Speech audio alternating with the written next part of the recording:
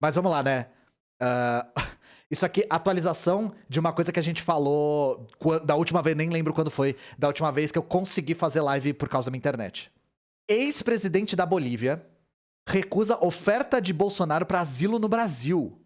Vocês conhecem a Jeanine Áñez? Alguém aqui conhece a Jeanine Áñez? Bom, falamos sobre isso na semana passada. A Jeanine Áñez é a a mulher da cama, né? A mulher da cama box, que é a golpista filha da puta da Bolívia. E, assim, eu falei sobre isso na semana passada. O Bolsonaro olhando pra Jeanine Áñez, ele tá vendo um espelho dele. O Bolsonaro... Por que aconteceu com a Jeanine Áñez? Ela foi uma presidenta golpista de extrema-direita que arrebentou com a Bolívia. Só que, quando ela perdeu... quando ela foi deposta, né? E o Luiz Arce, que é o sucessor do Evo Morales, ganhou as eleições, ela levou cana. E aí o Bolsonaro tá vendo exatamente o que vai acontecer com ele. O Bolsonaro tá se vendo na Jeanine Áñez porque ele vê o Lula ganhando, ele perdendo todo o apoio que ele tem, sendo descartado e levando cana. Cana. Chupa que a cana é doce. E aí, cara, o Bolsonaro ofereceu asilo político. Enfim, eu não consigo nem comentar isso aqui. Vamos ler, vai.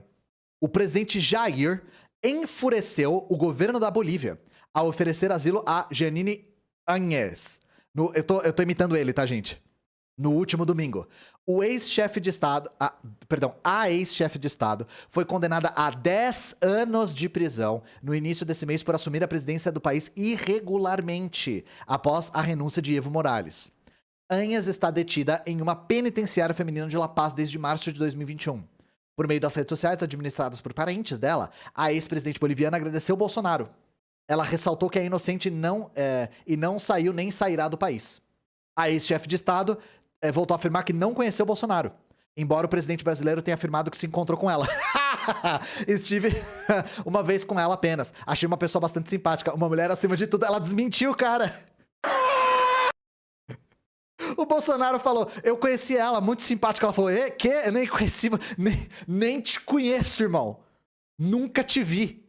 Esse contraponto tem sido usado pelo governo boliviano para concluir que a renúncia do então presidente Evo Morales em novembro de 2019 foi um golpe de Estado, arquitetado com a cumplicidade de agentes externos.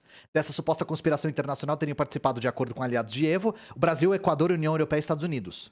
Compartilhamos das preocupações da ONU quanto ao devido processo da Jeanine Áñez, insistiu na terça o secretário adjunto para o hemisfério ocidental do Departamento de Estado dos Estados Unidos. Bolívia acusa Bolsonaro de intromissão. O governo boliviano afirmou que é absolutamente impertinente o plano de Bolsonaro de conceder asilo a Áñez. Legisladores governistas acrescentam que a ideia não cumpre com os requisitos internacionais e reforça a acusação de que o líder brasileiro teria sido cúmplice do processo que levou Áñez ao poder. Pois é, que bizarrice. Isso aqui, novamente, eu falei que tudo que o Bolsonaro faz não é de improviso. Geralmente é algo arquitetado. Só que isso aqui parece muito improviso. Parece muito um tipo, eu preciso estabelecer uma base... É a minha leitura, ela pode estar errada. Eu preciso estabelecer uma base da extrema-direita internacional porque eu sei que eu vou me fuder depois das eleições. Se o Bolsonaro não conseguir dar um golpe, e a gente espera que ele não consiga, o Bolsonaro vai ser preso, gente. Ele sabe disso, ele já falou isso. Ele sabe que ele vai ser preso. Porque ele sabe que ele cometeu crime atrás de crime, atrás de crime, atrás de crime, atrás de crime.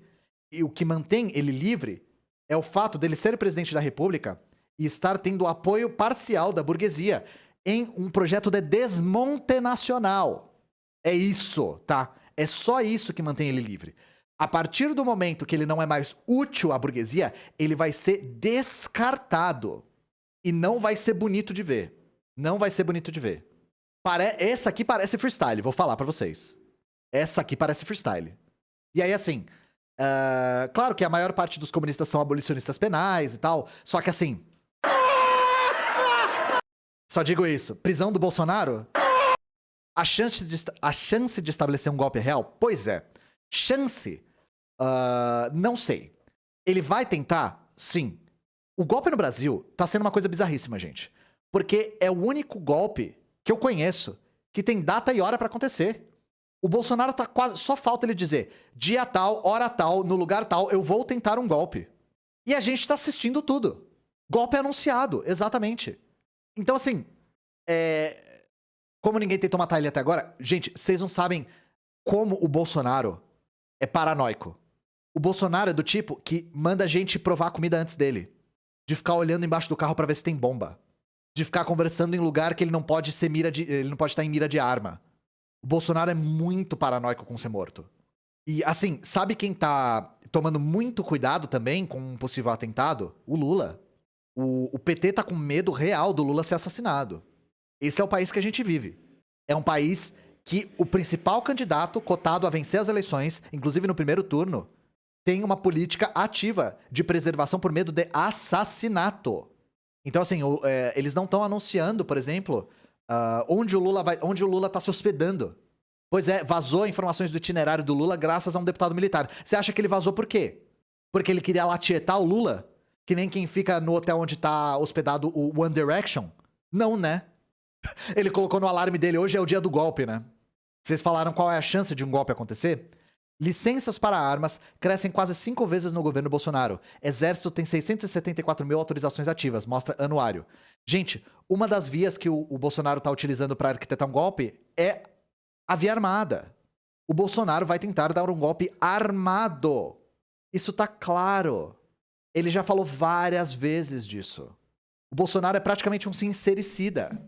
Apesar de ter 14% da população brasileira, segundo o IBGE, a região sul tem 25% dos registros de caçador, atirador e colecionador de armas emitidos no Brasil. Dados são do Anuário de Segurança Pública. Pois é, o Bolsonaro ele tá arquitetando um golpe com as Forças Armadas, as polícias e a população civil. Armada, gente. Isso tá claro. Tá claro. E isso vai ser quando ele decidir... Ele decidir dizer que as eleições foram fraudadas. Porque isso vai acontecer. Ele vai dizer que as eleições foram fraudadas. A gente só não sabe exatamente quando. Se vai ser antes do primeiro turno, depois do primeiro turno, durante entre os dois turnos, no segundo turno, depois do segundo turno, a gente não sabe. Você acha que ele pode replicar o que aconteceu no Capitólio? Com certeza, só que eu tenho medo daqui ser muito pior. Ele provavelmente vai ter apoio dos Estados Unidos, então. Não acho. Não acho. Porque os Estados Unidos já deu vários indícios de que não vai apoiar uma ruptura no Brasil. Inclusive, quando ele foi lá encontrar com o Pret Biden, depois de xingar o cara, de tudo que ele conseguiu xingar, ele foi encontrar com o Pret Biden e o Pret Biden já falou que não vai corroborar com nenhum tipo de ruptura no Brasil. E não só isso. Ah, mas o Pret Biden ele pode estar mentindo para o público. Nós temos já registros de membros do governo Biden vindo pro Brasil meio que alertar o governo que eles não vão tolerar uma ruptura aqui também. E não é que eles não vão interferir. É do interesse deles não ter uma ruptura nesse momento com o Bolsonaro. Não é do interesse... Os Estados Unidos avaliaram que não é do interesse deles ter um segundo mandato do governo Bolsonaro. É tudo questão de interesse, não tem nada a ver com preservação de democracia. Bagunça no quintal, exatamente, é bagunça no quintal. Ah, a gente leu notícia sobre... A gente leu notícia lá do cara da CIA que veio pro Brasil. Lembram disso, gente? Se alguém lembrar, me manda. Teve uma visita de um cara da CIA aqui no Brasil. No dia que ele visitou, a gente não sabia o que ele tinha falado. Só que depois, pessoas do governo vazaram o que foi conversado. E foi basicamente o cara apertando o Bolsonaro pra não tolerar um tipo de golpe. Foi isso que o cara da CIA veio fazer aqui no Brasil. Eu não lembro quem era e eu não lembro em que jornal eu li isso. Mas a gente falou sobre isso no dia, por isso que eu tô falando. Era o diretor da CIA, né? Mas aí quem tava no dia... Vocês lembram disso, não é? Visita de chefe da CIA no Brasil, teve segurança regional... Opa! Teve segurança regional como tema e reforço da ofensiva anti-China. Pois é, exatamente isso. Era exatamente isso que eu tinha falado no dia. Diretor da CIA alertou o governo Bolsonaro de ataques às eleições. É isso que a Lina mandou. Isso aí tá... Pra quem pediu fonte, tá aí. Essa é a minha fonte, tá? O número de pessoas com certificado de registro de arma de fogo cresceu 474% durante o governo Jair Bolsonaro. Os dados são do Anuário de Segurança Pública, com base em informações do Exército, e levam em consideração registros para atividades de caçador, atirador, desportivo e colecionador, até 1º de julho. Há ainda outros tipos de registros que também notificaram o crescimento. Aqui um gráfico. Em síntese, há um conjunto de ingredientes que desconsideram as evidências científicas sobre o impacto de longo prazo que armas de fogo e munições exercem na sociedade brasileira. A gente não estava nem discutindo esse aspecto, né? E que preparam o país para um cenário literalmente explosivo. Então já tá claro, gente, já tá claro. Aqui vai ser um jornalismo bem declaratório, bem típico do G1, né? já tá claro que o Bolsonaro, ele tá empurrando essa narrativa com propaganda de armamento na TV, falando sobre... vocês viram aquele livro que foi aprovado, inclusive, na Lei Rouanet, que era sobre a história das armas? Tudo isso é pra armar a base, é pra convencer a base dele de que ela deve ser armada pra proteger a sua liberdade, não é a narrativa dele? Agora você pode viver sem oxigênio, mas não sem a sua liberdade. Lembra dessa fala dele? Lembra da fala do... surgiu um novo tipo de ladrão de liberdade. Isso não quer dizer nada, sabe? O Bolsonaro, ele acha que ele tá nos Estados Unidos. Ele tá repetindo a narrativa que cola nos Estados Unidos. Dos caras que tem a tatuagem da segunda emenda, sabe? No braço. Então ele está convencendo a população que ela precisa se armar, a população que é base dele, que ela precisa se armar pra proteger a sua liberdade, seja lá o que isso signifique, e pra ter base armada pra dar um golpe. Não pisa na minhoca. E aí, pra quem tá perguntando como é que a gente vai resistir, o que a gente faz? Eu vou dizer pra vocês, não sei. Não sei. Eu só sei que eu vou estar com meu passaporte em dia. Porque eu sou um comunista, abertamente comunista, que tem conteúdo na internet. Se o Bolsonaro tiver um segundo mandato, principalmente através de um golpe, eu vou ser perseguido. Eu não tenho a menor dúvida disso. Eu tô observando o que os partidos da esquerda radical estão fazendo. Sinceramente. É isso que eu tô observando. Novamente, jornalismo declaratório. Uma coisa, assim, difícil de comentar até. Vamos lá, isso aqui eu ouvi no Medo e Delírio em Brasília. Inclusive, pra quem falou, Ian, você viu que você apareceu no Medo e Delírio em Brasília? Então, eu mandei o áudio pro Cristiano, eu sei. Então, eu fiquei, tipo, foi meio um sonho realizado eu aparecer no Medo e Delírio, sabe? O podcast que eu ouço pra caralho, admiro pra caralho, e aí de repente minha voz tá lá. Minha mãe ouve e falou que ficou em choque quando ouviu o meu nome lá. Mas aí eu vi eles falando sobre isso. Sobre a destruição de maquinário ilegal, do garimpo ilegal, né? O maquinário não é ilegal, mas... Ou pode ser, né? Vamos ver. Camarada Manhã. Roraima aprova a lei de 3 artigos que proíbe destruição de maquinário do garimpo ilegal. Autor do projeto defende direito de propriedade. O autor do projeto é o Murray Rothbard, né? De mineradoras. De mineradores. MPF diz que texto é claramente inconstitucional. Pois é, né, gente? Quando tá rolando mineração ilegal em um lugar e destroem um trator, um avião, não fazem a pergunta certa, né? De quem que era esse trator? É avião e não é barco. Bando de contextualista filho da puta, né? Os caras me vêm com contextualismo nessa hora. Nossa, eu não suporto contextualista, velho. Lixo contextualista. A Assembleia Legislativa de Roraima aprovou o projeto de lei PL 233/2022 que proíbe a destruição de equipamentos utilizados por garimpeiros ilegais. No primeiro de 3 sucintos artigos, o PL estabelece que fica terminantemente proibida a destruição e inutilização de bens particulares apreendidos nas operações e fiscalizações ambientais no Estado. Segundo o texto, a restrição deve ser obedecida por órgãos ambientais de fiscalização, Polícia Militar de Roraima e Companhia Independente de Policiamento Ambiental. Cara, o Estado é muito, muito rápido em proteger a atividade ilegal, né? Pô, que eficiência, mano. Assim, é uma velocidade impressionível. Na hora de proteger crime ambiental é vapo, né? Após a aprovação, a matéria segue para a sanção do governador Antônio Denarium, defensor da legalização da mineração de ouro em áreas protegidas. Olha só, gente. Ele quer que seja legalizado. Pô, é mineração ilegal? Vamos legalizar a mineração. E pronto, né? Vocês não acham uma boa solução? Caralho, estão fazendo mineração ilegal nessa região aqui da Amazônia. Legaliza a região. Então, é essa a solução. Em 2021, Denarium sancionou uma lei liberando o garimpo em Roraima, inclusive com o uso de mercúrio, substância tóxica usada para separar o minério das impurezas. A lei, no entanto, foi declarada inconstitucional e invalidada pelo STF. Comemorada por empresários do garimpo, a proibição da destruição dos equipamentos é considerada claramente inconstitucional pelo MPF. Em diversos casos, aeronaves apreendidas em pistas de pouso clandestinas ou mesmo em aeródromos regulares foram encontradas sendo novamente utilizadas no apoio logístico das atividades. Lógico! Lógico! Você acha que você vai devolver o avião e o cara vai usar pra quê? É por isso que destroem. Garimpo é a morte. Todos os pontos de extração do minério de Roraima são ilegais, pois ficam em áreas protegidas, principalmente na terra indígena Yanomami. A mineração vem causando uma tragédia social provocada pela atividade predatória com relatos de desnutrição, violência e abuso sexual praticados por garimpeiros. Ainda assim, o estado é um dos polos de produção de ouro no Brasil. Direito à propriedade, tá? Bom, pra quem tava perguntando o que era contextualista, ontem a gente tava lendo, aqui na live, um texto do Murray Rothbard. O Murray Rothbard é o fundador do anarcocapitalismo. Pros anarcocapitalistas, existe o direito à vida. Só que existe um direito que está acima do direito à vida, que é o direito à propriedade. O Murray Rothbard, no texto que a gente leu, argumenta que pessoas que usam exemplos para demonstrar como o absolutismo da propriedade privada é problemático ou às vezes inválido, são contextualistas.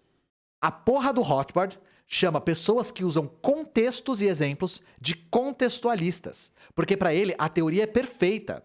Quem usa exemplos para demonstrar como a teoria falha é contextualista.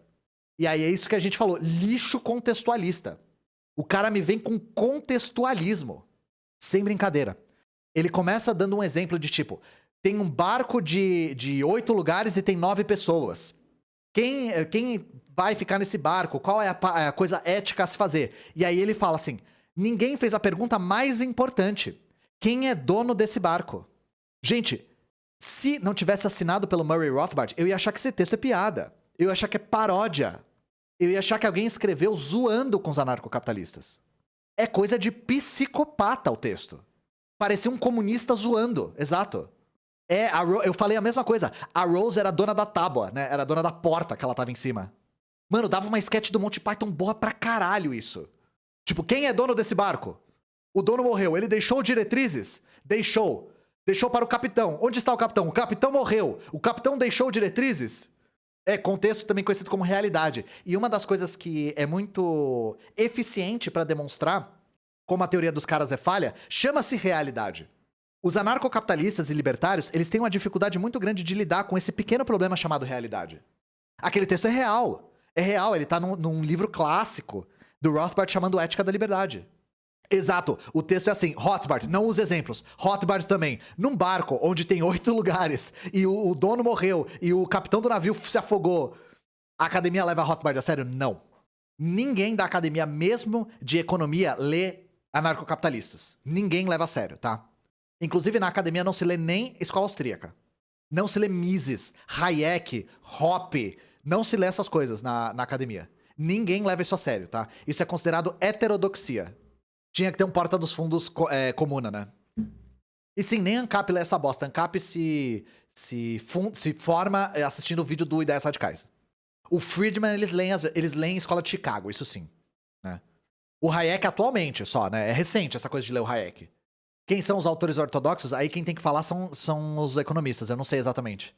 Mas a ortodoxia é basicamente a economia liberal, é a economia dominante. Heterodoxia é tudo que não é economia liberal. Marxismo é heterodoxia.